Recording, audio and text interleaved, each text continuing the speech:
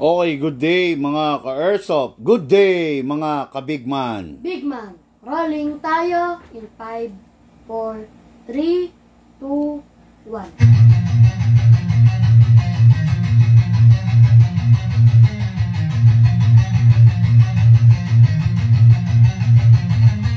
Magsatabi sa daan, huwag kang babangga. Papasok si Bigman, may dala na banda. Minsan siniraan, pero di pinansin. Toxic vibes, bro, di yan sa amin. Nagka-problema, bumangon pa rin. Laban lang kahit ilang saglit. Dito sa Bigman, solid ang galawan. Tunay na negosyo, hindi lang yabangan. Customer namin laging satisfied. Airsoft gear, legit certified. Service, ay tunay hindi pa na-post. Kahit saan ka magpunta, kami ang host. Big man, walang katulad. Gamit ay legit, laging panalo pag suka. Sniper o pistol, lahat ay fire. Kami ang top airsoft provider. Big man, walang katulad. Gamit ay legit, laging pagamantin din siya. Laging may bago, laging legit. Big man rules, wag kang bitter kid. Big man, walang katulad. Gamit ay legit, laging panalo pag suka. Sniper o pistol, lahat ay fire. Kami ang top airsoft provider. Kalat ang inggit, pero hindi sila makalapit. Try to copy, pero fail ang gamit. Boom, boom, pow, pag nagpaputok, parang Pit Viper. Di ka maglipat daw, kasi sila makalapit. Try to copy, pero fail ang gamit. Boom, boom, pow, pag nagpaputok, parang Pit Viper. Di kami patok-tok. Customer happy, service tight. Walang scammer, we do it right. Lift your game up, don't be a joke. Big man blazing, lahat ay woke. Big man, walang katulad. Laging on point, parang sa baril ang lakad. Crossfire, deals tighter. Big man, airsoft sniper. Sa presyong tama, sa gamit na solid. Panalo ka palagi, di ka magiging biktima, kid. Big man ang pangalan, tandaan mo palagi. Sa airsoft game, kami ang hari.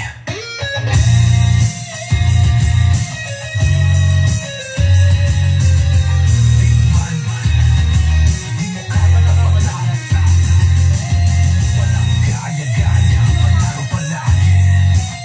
Kaya sa Big man, siguradong real ka, bossin.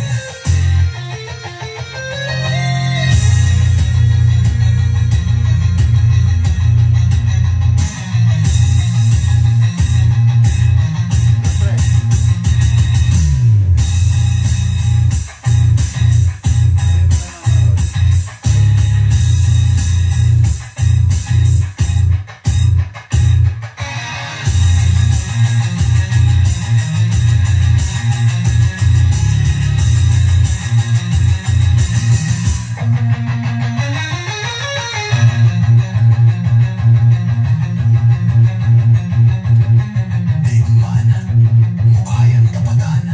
Walang gaya-gaya, panalo palagi. Kaya sa Big man, siguradong real ka, bossing.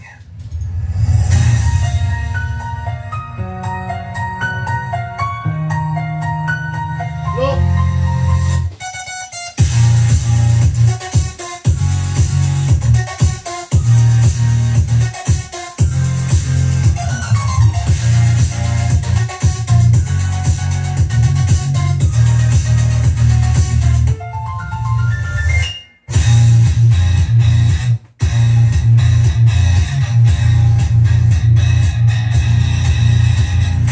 Okay, hello po, good afternoon po sa inyo lahat. Another day, another airsoft for RK Airsoft. Okay, mga airsoft, announce ko lang sa inyo, tomorrow is Saturday, no? Nandyan ako sa lugar ng vegan tomorrow, okay? Ilocos Norte, bali, Bigman journey on the... Ay, Ilocos Sur pala, sorry. On the Ilocos, no? Ilocos side. Nandyan po ako, so magkita-kita tayo dyan sa lugar ng Ilocos, no? Yung mga wala pang airsoft na gustong magka-airsoft, yung mga ka-airsoft natin na gustong magpasabay, syempre, anong gagawin ninyo? Tawag na po kayo, no? Para ma-booking namin kayo, then Kung gusto niyo magka-airsoft, pili kayo on the spot. Ilocos Norte. Hello po sa inyong lahat, mga airsoft natin dyan sa lugar ng Ilocos Norte. Mabuhay po kayo. Magkita-kita po tayo dyan. Ilocos Norte ako na Norte. Sorry. Ilocos Sur pala, no? Vegan. Bantay. Sa Bantay, vegan, no?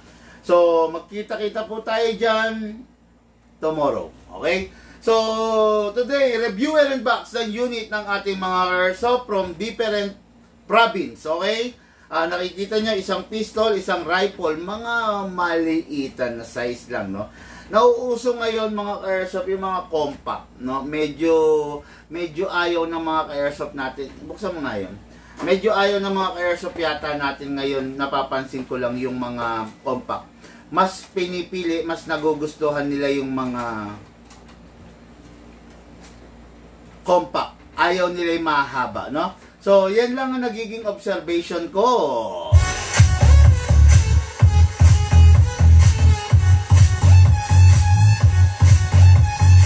Okay, shout out. Good day and good afternoon, Mr. Sandro Natividad of Lingayen, Pangasinan. Hello!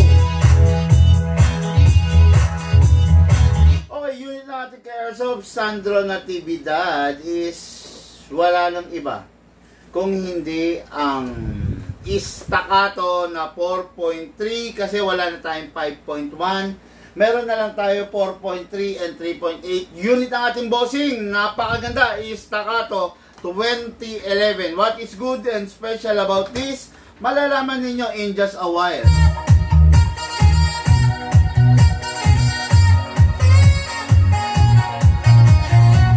Shout out, good day and good afternoon, Jack Manuel of Santiago, Isabela. Hello sa iyo, bossing. Oh, unit natin kay Airsoft. Naiinggit yung ating mga ka-Airsoft sa mga nakikita nila, no? Noong nakaraan, nakita nyo color tan. Nung kahapon naman, color black. Ngayon, color gray, no? Best isa sa ano to, no?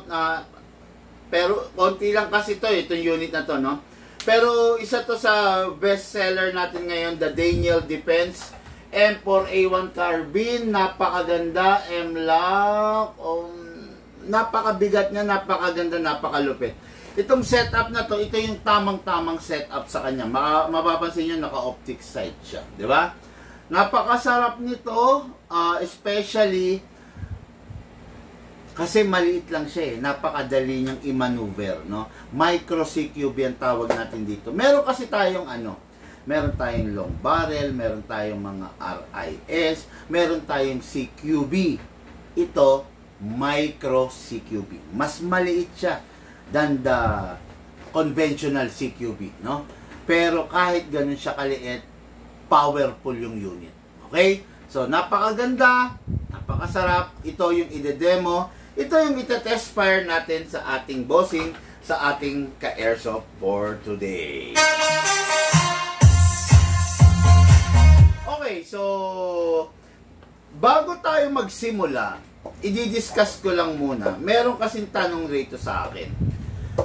Big Man, ano ba yung mas maganda bilang isang newbie? Pistol o rifle? Okay, sagutin muna natin yan, no? Maganda ang pistol. Maganda rin ang rifle. Maganda kung meron kang pistol. Maganda kung meron kang rifle. Mas maganda if you have the both. Both. Parehas. Kasi magkaiba ang trabaho ng isang pistol, magkaiba rin ang trabaho ng isang rifle. Magkaiba yan. Walang iniwan, meron kang kotse, meron kang van. Diba? Pag kotse, let's say, kotse, gamit mo. Bahay, opisina, pwedeng-pwede yun. Diba? Yung van, hindi siya pwede bahay, opisina. Kasi bakit? Malaki siya. Diba? Ang laki-laki ng dala mo, ang hirap ipasok sa mga traffic. malakas sa konsumo ng gasolina, mas malakas ang maintenance. O, di ba? Yun ang mga downside nun pag ang dala-dala mo is van. Okay. Ganun din naman. Yung kotse, bahay-opisina, pero hindi siya fit kung halimbawa meron kayong outing, meron kayong excursion, kasama mo yung magulang mo, kasama mo yung asawa mo, kasama mo yung mga anak mo, kasama mo yung biyenan mo, or whatsoever. Diba? Hindi ka kasya yung lahat ng passenger mo kung ilalagay mo sila sa isang kotse. Ang kotse, ang silbi niya is bahay, opisina, or magde-date kayo ng misis mo, dalawa lang kayo. Yun, design yun for that. Pero pag isang buong pamilya na may maraming miyembro, hindi kayo pwede sa kotse. Fit kayo dun sa van. Ganon din sa airsoft. Iba ang trabaho ng pistol, iba ang trabaho ng rifle. Okay? Halimbawa, in a game, meron kang primary, kung tawagin to primary. This is your primary, and the pistol will serve as your secondary. Okay? Bakit kailangan may primary, merong secondary? Parehas lang namang airsoft yan. Tanong yan, di ba? Kailangan, you need to have a primary, came from the word itself, primary. Ito yung main na hawak mo during the game. Okay. Gagamit ka ng pistol, for example, nasa punto ka ng paglalaro na malapit ka na sa kalaban mo. Diba? Kasi ganito yan. If you have the rifle, tapos babarilin mo yung kalaban mo ng close. Halimbawa, let's say 2 meters, nakatalikod siya. Or 3 meters, nakatalikod siya. Babarilin mo siya ng isang rifle, pak! Utsa, kawawa naman yun. Ang sakit nun kasi malapitan na masyado yun. Diba? Ngayon, doon pumapasok ang isang pistol.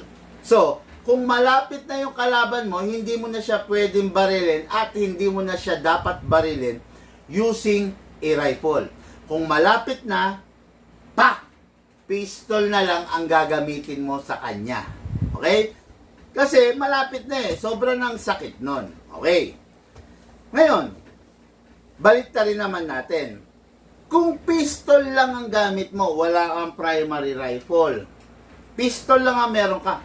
Hindi ka pa rin magiging effective or hindi ka pa rin pwede in-game. Look, pakiayos nga to. Wala talaga ako makita, oh. Ang bagal ng internet. Diba? Punta ka rin sa loob, bunutin mo sa adapter yung globe, magtungtungan ka, tapos ibalik mo rin.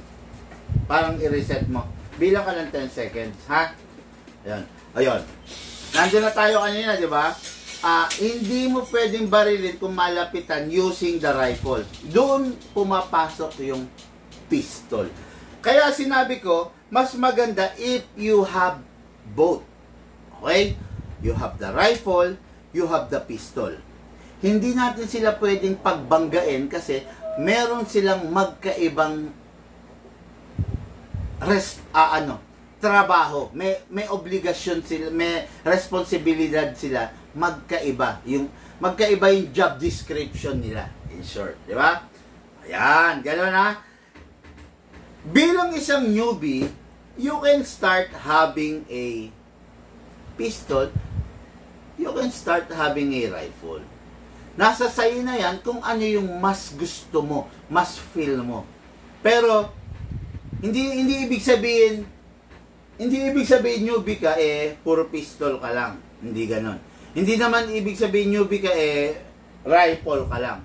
Kahit ano pwede sa'yo. Okay?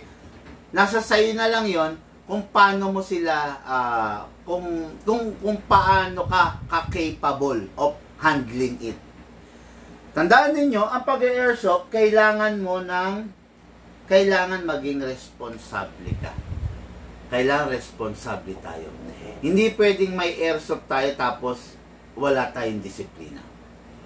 Tatandaan ninyo, ang airsoft is a 1:1 replica ng tunay.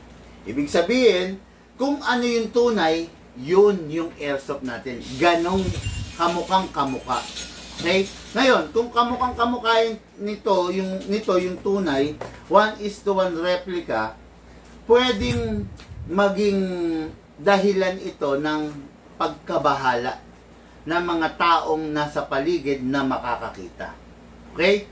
Kaya, hindi pa naman ito nakakonek eh. Connect mo siya sa Big Man, di ba? Okay, kaya, sinasabi ko sa inyo, ang pagkakaroon ng isang airsoft ay pagkakaroon ng responsibilidad. Pagkakaroon dapat may disiplina ka. Okay? Yan. Hindi ko lang alam kung matatandaan nyo na ikwento ko nung nakaraan. Merong kumuha sa aming airsoft. Ngayon, walang disiplina yung bata. Actually, hindi na rin siya bata eh. Nasa 24-year-old na eh.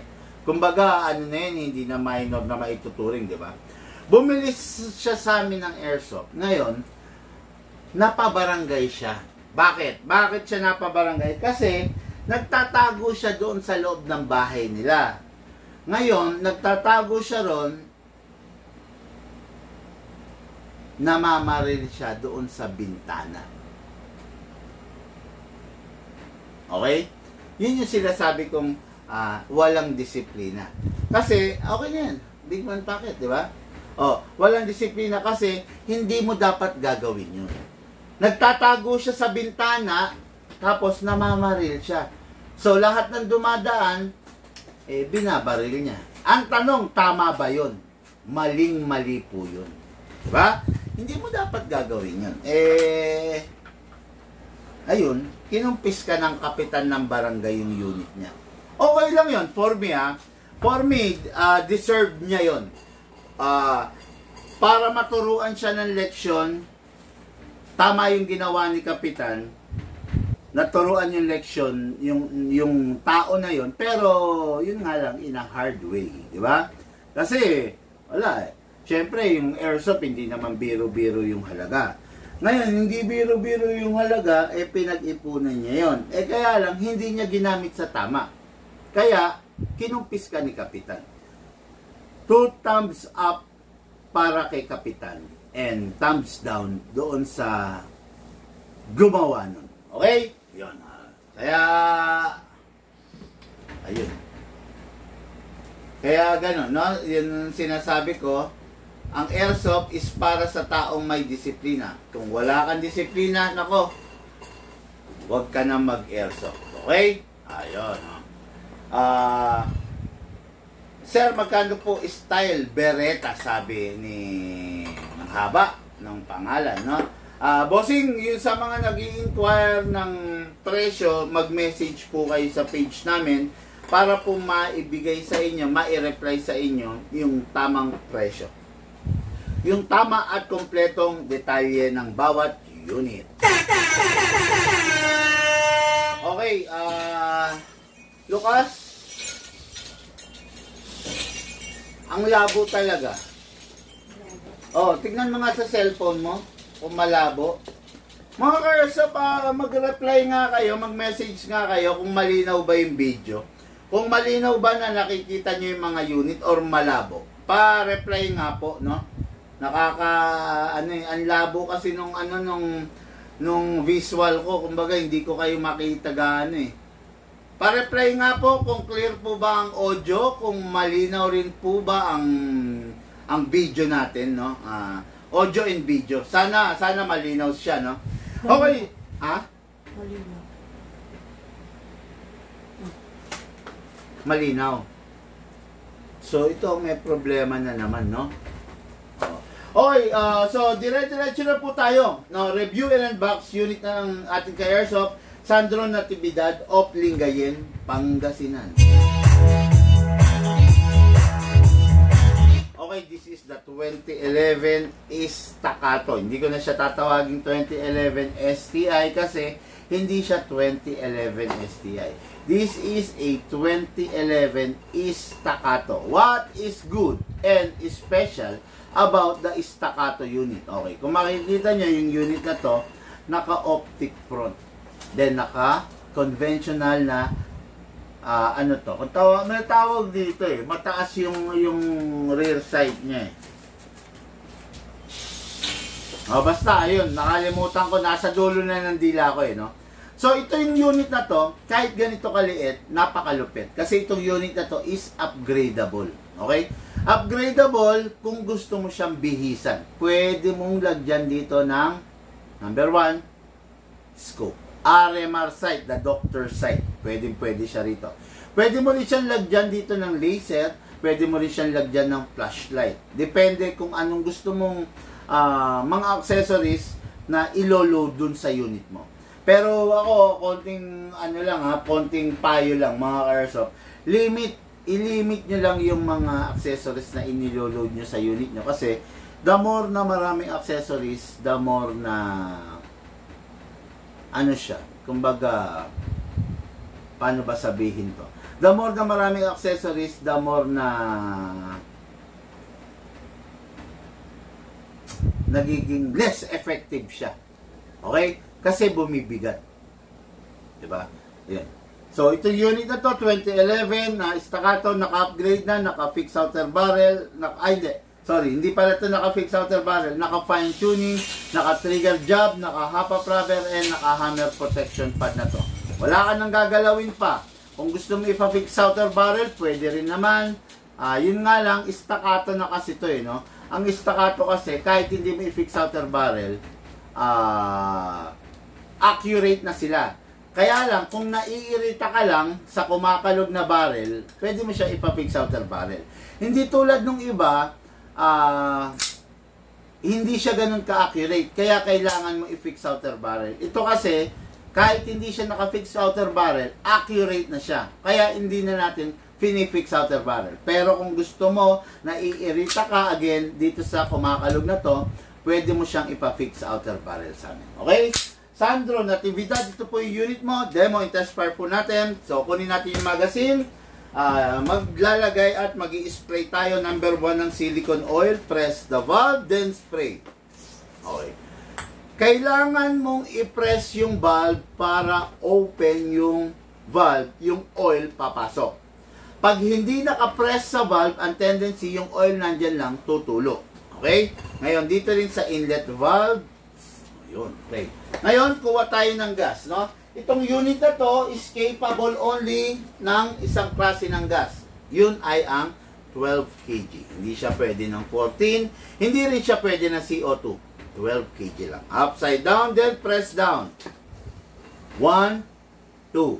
Okay, nilagyan natin mga airsoft 2 seconds lang. Ngayon, Bigman, bakit 2 seconds lang? Kasi yung unit natin is full upgrade. So, naka-full upgrade siya. Hindi niya kailangan ng masyadong maraming gas para mag-fire kasi naka-fine tuning na siya. Okay? Hatakin natin ito pababa. Then, place your other thumb here. All the way, hatak pababa. Then, hold it tight. Hindi pwedeng mabitawan. Baka mabasag to. Dito lalagyan ng bala. Pump lang po tayo using our reloader. Maximum rounds is 27. Pero ang allowed lamang is between 20 to 23. Especially kung hindi mo ipa-fire agad. Pero ngayon, pinuno ko siya 27. Pasok! Pasa! Sorry, hindi ko nalagyan ng silicone oil to. Lagyan natin yung nozzle. Lagyan din natin yung slide stopper. Okay? Ready to fire. Okay? By the way, mga ka-airsoft ha, meron siyang beaver tail. You need to press this firmly para mag-fire. Pag hindi mo ito nape-press, hindi siya magpa-fire. Okay? Firing po tayo. Firing!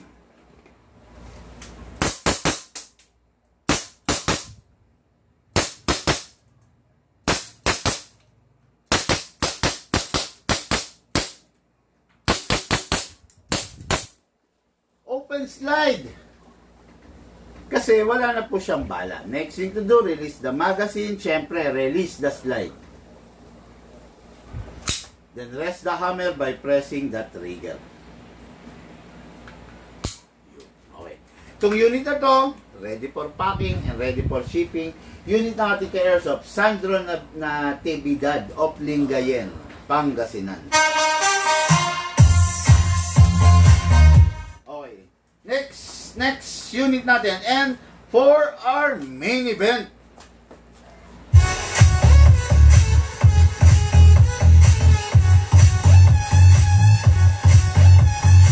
Okay, itong unit na to is a M4A1 Carbine by the Daniel Defense. Kabigman, may sniper po ba kayo? Meron po, marami po. Mag-message po kayo para malaman nyo yung kumpletong detalye.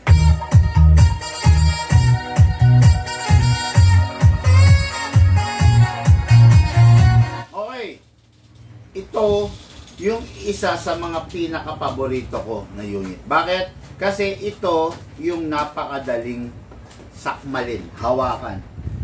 Saktong-sakto lang siya, hindi siya mataba, hindi rin siya mapayat, eksaktong-eksakto lang. This unit is a full metal unit. Ayan, nakalagay Daniel Defense.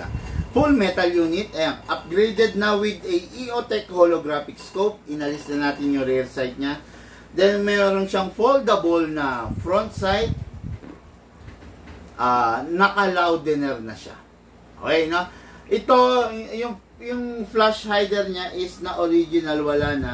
Naka-loudener. Kumbaga, meron kasing tinatawag na suppressor. Medyo parang to suppress, pahinain yung tunog. Itong loudener is palakasin, para siyang muffler. Kaya ano to eh, yung tunog nito, napaka-tining, no?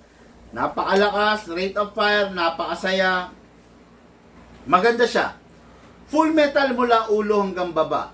Gray finish. Ingatan magasgas. Okay?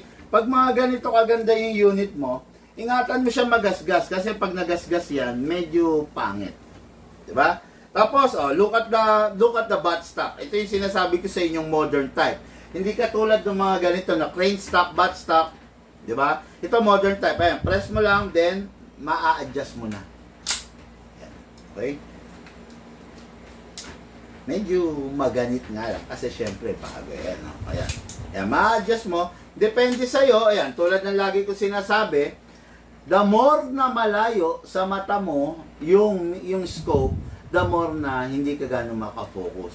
Pero pag malapit yung mata mo sa scope, yun, makakafocus ka. Okay?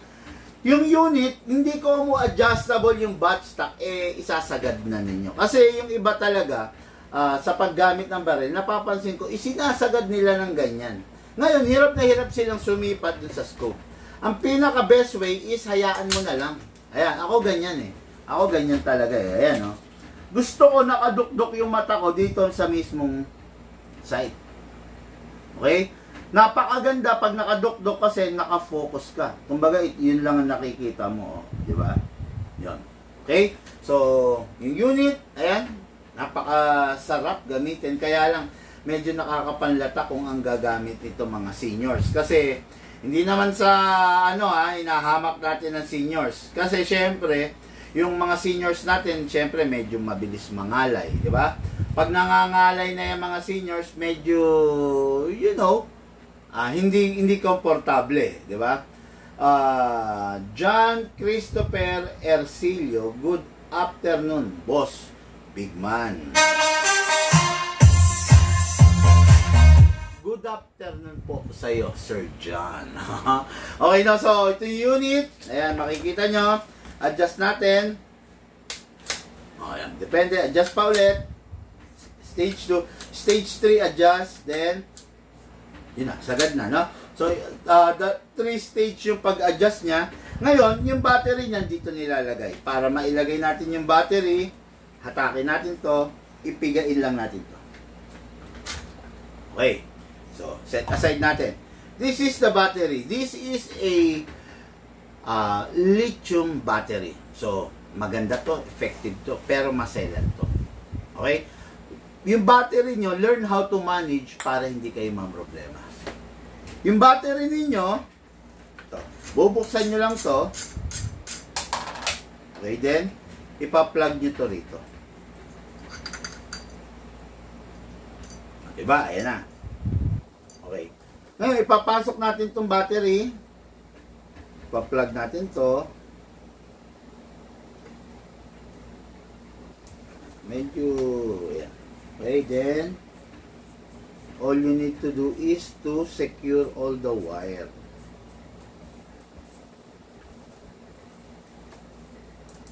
Yun. Wala. Yaw. Okay, secure all the wire. Pag nakalagay na yung battery, no need na ilagay yung takip. Hindi siya kakasya. Balik nyo lang to.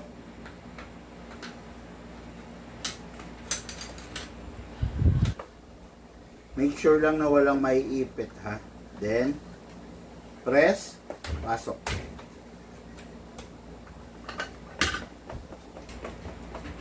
Medyo may kahigpitan nga lang kasi syempre mga ka-airsoft bago eh. Kumbaga maano pa yan, maganit pa. Ayun. O yun, okay na. So, that's it. Diba? Single fire, rapid fire. Yun sabi ko nga sa inyo, maano siya, matining. Kasi, nakita nyo yun, loudener yan. Parang muffler yan, no? So, okay, kumbaga open pipe. Okay, so, ayan na. Ngayon, kuha tayo ng magazine. Originally, ang kasama nito is a plastic magazine. Ilang rounds yun? In plastic magazine, 150 rounds. 150 rounds sa kasama nito. Pero gagamit tayo yung magazine namin na upgraded. This is a metal. Okay. 300 rounds. Buksan natin sa ibabaw. Buhusan natin ng bala. Pag napuno na, pwede na nating isara. May gear sa ilalim, kamot. Ayan, kamot. Ayan. Para hanggang sa maramdaman mong bumigat na siya. Okay? Ayan. Okay na. Ngayon, papasok natin sa unit.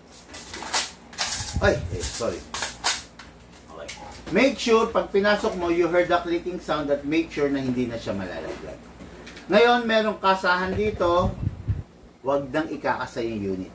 Sa isang battery type, pagka-load mo ng battery and BBs, good to go na yan. Okay? Ngayon, single fire. Rapid fire.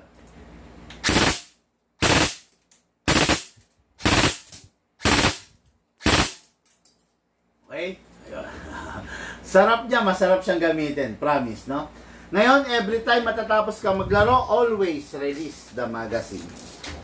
Then, syempre, clear the chamber. Then, rest the spring. Ilalagay mo siya sa rapid fire. Ipe-press mo ng 1 seconds. Then, single fire. Ay. Single fire. Then, put it back to safe. Yun. Nakakabingi siya kasi, ano siya, matining talaga yung tunog niya. Sa totoo lang, no? Lahat ng tinespire ko nito, matining, masakit yung ano. Boss, cheap na John Wick pistol na may case na, sabi ni Russ Lacson. Ito lang, no, pa yung kapatid, no.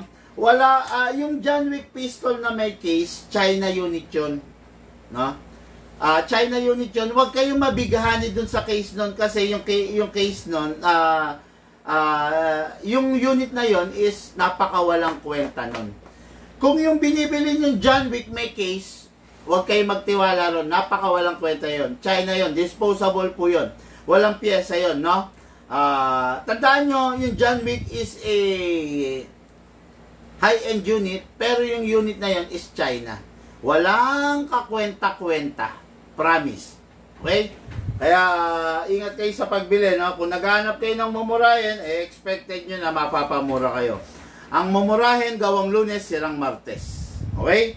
Ngayon, ito, unit natin kay Airsoft, Jack Manuel, Santiago, Isabela, ready for packing and ready for shipping.